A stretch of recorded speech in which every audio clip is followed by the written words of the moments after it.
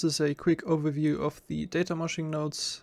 We're gonna take a look at how they work and how to control them and what they can do. We're just gonna start off here with the PixelMosh node. You typically just have to plug in a video. I've just prepared this little compilation of some clips from pexels.com and just cut them together. And you just pipe them in and hit play, and you will see some Datamoshing effects. The way this works, you plug in video and you can choose between two motion extraction algorithms. You've got optical flow, and then you also have block matching. And both of these nodes will be included in the Gumroad page on the files. And both of these algorithms try to extract motion from video, and they generate these motion vectors, which basically tell you how the pixels are moving through space. And what we then do is we basically take the color data. So for example, let's look at the umbrellas here. We take the color data and we basically just move it along the motion extracted from the motion extraction algorithms. And that causes these smears. And what this node does, it basically automatically creates masks, the motion data, and then it advects the color data along these motion paths and causes the Datamoshing artifacts. So let's take a look at the difference threshold, for example. You have the slider here, and it will measure how big the difference between the pixels is. And the lower you go, the more responsive it is. We can set it to movement, which works exactly the same. Measure how big the movement of the current pixel is and create a mask from that.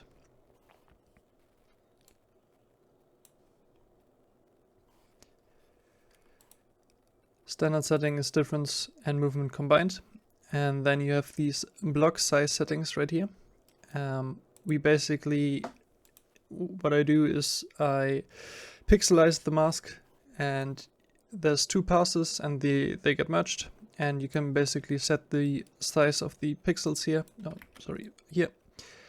And if you don't want that, you can just turn them down, and then you get pixel-sized blocks. But the standard Datamoshing algorithm basically has bigger blocks, and that's why the standard is a little bit bigger here. And what you can also do is smooth the mask before it gets pixelized, and this basically smoothes out the data and gives you a little more just a little bigger areas, and it gets rid of high detail noise, which can be quite nice. Those are the mask shape settings, and then you have mask settings for blending. The temporal blend is basically how much of the mask is from the previous frame.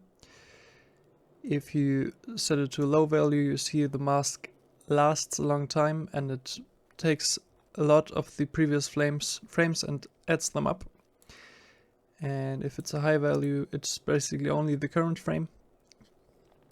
Usually 0.5 is quite good.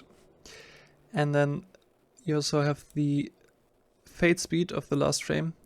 It's basically how fast the previous frame fades away. And you can set this. Last but not least, we've got the color shift down here. The typical Datamosh algorithm basically measures color difference. So let's say we've got this head pixel right here, this one, and it gets displaced over here, and it will measure the color shift. It needs to go from this red to this green, and every advected pixel is basically calculating this color shift and then it's applying it. And that way the colors get distorted. And up here you also have the soft blend setting. The typical behavior with the mask is if it's above 0.5, the values get moved, the color gets advected, and if it's below, it stays still. So it's a hard cutoff. But if we turn that on, it will basically smoothly blend based on 0.1. 1 is moshed footage, 0 is the original frame. And instead of having this hard cutoff, you blend between the footage smoothly, which can be quite cool. And you basically have this mask here to dial in the effect. Maybe a bit too much color shift. But yeah, you can do some cool stuff with this. Speaking of masks, you also have the option to plug in a custom mask, black and white, which will just constrain the mosh to this area. And this also works with the soft blend. You also have the option to plug in a custom motion vector. For this example right here, I just calculated something using the slope direction. So we're basically converting the footage to mono, scaling it down a little bit, plugging it into the time over fractal noise, which will bake some of the motion data into the noise, which I quite like to do. Then we put that into a slope direction, which you can see here there's some of the footage comes through. And we basically take that and we pixelate it. And we plug that motion into our mosh. Not that big. And then you have you have basically custom motion vectors. You can plug anything in there. You can also use the optical flow and the block matching and calculate them out of the node and plug them in. You can use custom motion vectors you've rendered out. So yeah, basically put any motion in there. And let's take a quick look at the outputs. First one is basically our video. Then we have the mask and we have the advected motion. So this is the mix of all the motion that's displacing the video. So yeah, this is basically the pixel moshing node. While developing and playing around with this, I noticed that you could have a lot more control if you split it into its individual components. This is basically like my best try at making an automatic mosh version that just takes any footage and tries to do something cool with it. But what I've also done is I've split the core components up into their own nodes. So we've got the two motion detection algorithms, but we also have this pixel advect node, which is basically the core of the advection process. And I've also put that into the files, and you can play around with that, and we'll take a quick look at that. So if we just take a look at the pixel advection node, you basically have most of the other settings. It's a little simpler. You have the soft mask settings, the motion blend and the motion strength. You can also normalize the motion just like before. What this doesn't include is the automatic mask calculation. So you will have to create masks yourself and blend the footage before or after. This is basically what's happening here, but automatically. So if we take a look here, this is basically all of the mask creation and automatic processing. And this isn't included in here. You would have to do it yourself, but that means you also have a lot more freedom to just do whatever you want. The important thing is you need feedback for this to work. So if we take a look at the block here, we've got video, motion, mask.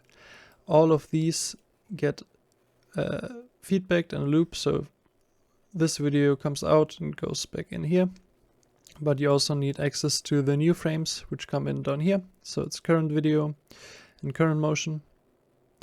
And yeah, it's basically labeled right here, feedback video, feedback motion. Just plug them in and then you can start messing around.